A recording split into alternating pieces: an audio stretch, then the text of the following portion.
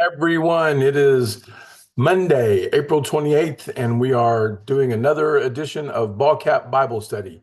My name is Wade Cruz. I'm the pastor for senior adults at Quail Springs Baptist Church, and I'm excited to be here with you today. I hope you had a good Easter. It doesn't seem like that was 7 days ago, but here we are. Last week was the longest month of my life. Just kidding.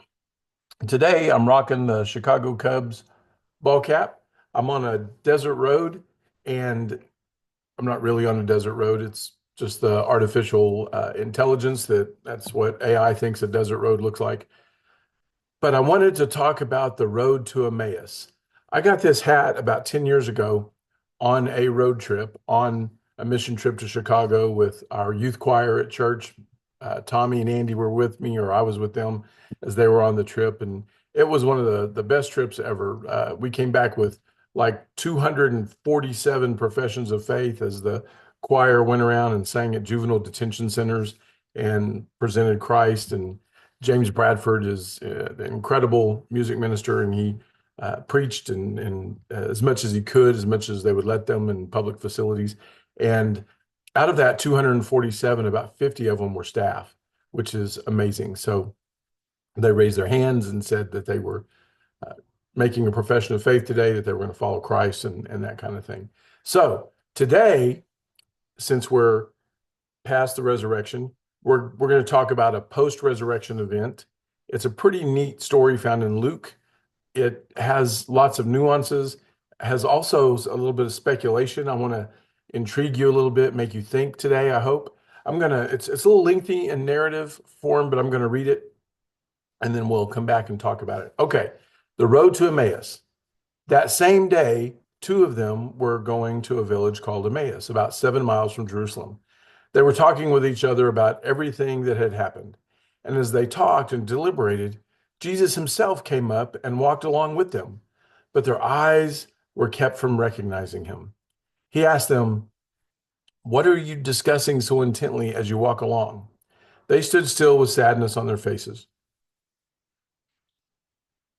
One of them, named Cleopas, and we'll come back to him in a minute, asked him, "Are you really the only visitor in Jerusalem who does not know all the things that have happened there in recent days?" "What things?" he asked. "The events involving Jesus of Nazareth," they answered. "This man was a prophet, powerful in speech and action before God, mighty in word and deed. And all the people, our chief priests and rulers, delivered him up to the sentence of death, and they crucified him. But we were hoping he was the one who would redeem Israel. And besides all this, it's the third day since these things took place." We'll get back to that. "Furthermore, some of our women astounded us. They were at the tomb early this morning, but they did not find his body. They came and told us they had seen a vision of angels who said Jesus was alive. Then some of our companions went to the tomb and found it just as the woman had described, but him they did not see." Then Jesus said to them, "O foolish ones and slow of heart to believe all the prophets have spoken.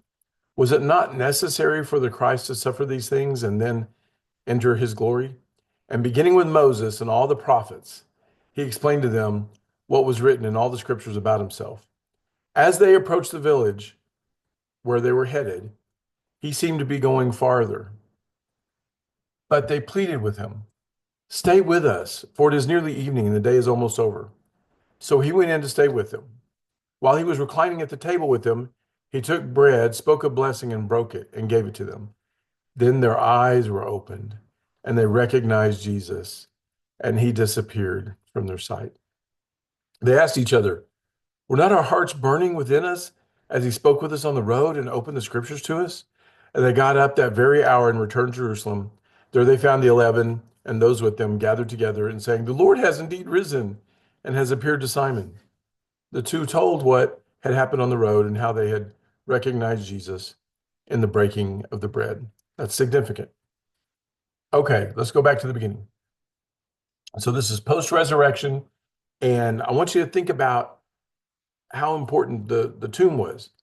Jesus is dead. The chief priests, the Romans, they've got him in there. He's sealed up, wax seal on the tomb. Some say there were ropes binding the rock, but it was heavy, a couple of tons maybe. at least 2,000 pounds in a trough, hard to move. Elite Roman guard or some Roman guard were there guarding it. You know, they didn't play around. If they fell asleep on duty, they would kill them. So empty tomb. Well, you know the Romans aren't going to be happy, and the chief priests are going to be really, really mad. So they're getting out of there. Now, obviously, Emmaus was where they had a house, and because they brought him in to eat. But how many of you have been on a road trip or on a road trip right now? Don't they go by so much faster when you have someone to talk with, when you have that companion? So life is a journey. Think about that. Life is a journey. You're on a road trip for Christ if you're a believer. You're either on a road trip for Christ or you're on a road trip to Christ. Think about that. And sometimes you don't realize he's with you. I know sometimes that you don't look forward to the trips, or maybe you got to leave people you love, or you got to get back home, whatever. And it seems like it takes forever. And it's just brutal because you'd rather not go back, or sometimes you don't even want to stay. But I want you to listen to this. They're trying to get out of town. All right, we're going back home. We're not staying around here. And they're talking to each other about what's going on. And Jesus just walks up to them. And I think the application, how about you? How about your journey? Is Jesus walking with you? If he is, do you recognize him? That's interesting. That's something that I would like you to meditate over. I need to meditate over. So the one of them named Cleopas, church tradition has Cleopas being the uncle of Jesus, earthly uncle. Well, here's something I want you to ponder. I'm not saying it's true. By this time, most scholars believe that Joseph, his earthly father, stepfather, whatever you call him, is dead because he's not spoken about in the Bible anymore. Well, there's an old axiom that you should not argue from silence. I'm okay if he's dead, if he's gone. I'm not one that holds to the theme of or the speculation that or notion's a better word. I'm not one that holds to the notion that Joseph was this 50-year-old carpenter that bought Mary or made an arrangement with her family and took her when she was 14. I'm not that guy. But think about this. If Cleopas is his uncle, perhaps the unnamed man is Joseph. And who would Jesus appear to first? Wouldn't it make sense that he would go find dad? Think about it. Here's Joseph. Man, I did everything you said, God. You said you were giving me your son, the Messiah. And now I've wasted the last 33 years of my life. Really? And so here is Jesus, maybe, think about it, walking next to his dad, explaining everything, why he had to come, why he had to die, why he had to. And so they get to Emmaus and they roll up into the house. Jesus is going to keep going. And maybe it's a test to see where they are with hospitality, how they treat a stranger. As you do these things to the least of these, you've done them to me. And they're like, no, don't go, don't keep going, come in and eat with us. And so what happens when he comes in to eat and how he appears and their reaction? This is important, I think. So he went in to stay with them. While he was reclining at the table with them, he took bread, spoke a blessing, and broke it. By now, everybody within the inner circle knows about the Last Supper. They understand the significance of the breaking of bread. And then he appears to them. Then their eyes were opened and they recognized Jesus and he disappeared from their sight. That's kind of like the joke about the little boy selling puppies. And guy comes home from work and walks by the little box on the corner with the puppies and he looks down and he goes, "What kind of puppies are these?" He goes, "Oh, they're lost puppies." And he laughs, "Lost puppies." He found a box. He found some puppies and put them in a box. He kept going. Next week he comes by, little kid's on the corner again. with his puppies. And he goes, "What kind of puppies did you say those were?" He goes, "Oh, these are saved puppies." He goes, "I thought you said last week they were lost puppies." And he goes, "Yeah, well, now their eyes are open."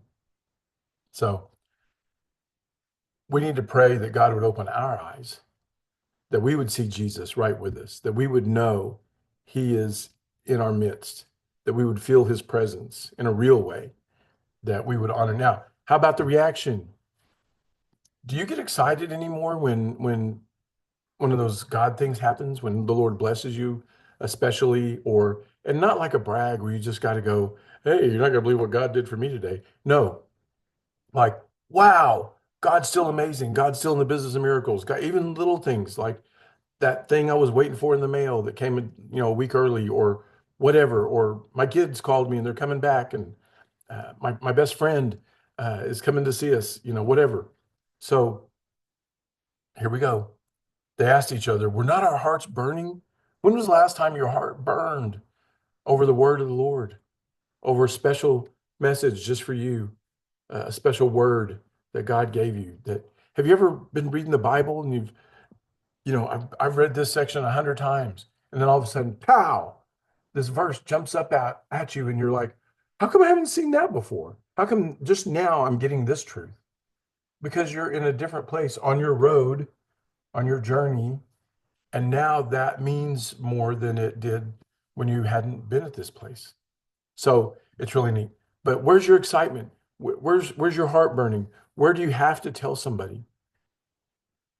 Were not our hearts burning within us as he spoke with us on the road and opened the scriptures to us? And they got up that very hour and returned to Jerusalem. And they found the 11 and those with them gathered together, and they saying, "The Lord has indeed risen and appeared to Simon." And they told the two what had happened on the road and how they recognized Jesus in the breaking of the bread. Don't you think that was significant to the rest of the apostles, the 11 that were still there? It's pretty cool. But that's our challenge today. That's your challenge. When you're in the word, I pray that your heart burns as God reveals himself to you. And I also pray that you get so excited, you just got to tell somebody. That's why I do these Ballcap Bible studies. I got to tell somebody. I love you guys more than you'll ever know. And if you're on the road today, if you're on a journey, I pray that God reveals himself, that uh, you're excited and you can help make Jesus known to others, and tell people what he's doing for you, how he's working in your lives, and you'll be surprised at what takes place. Okay, love you. Have a great week. Oh, I want to say one more thing.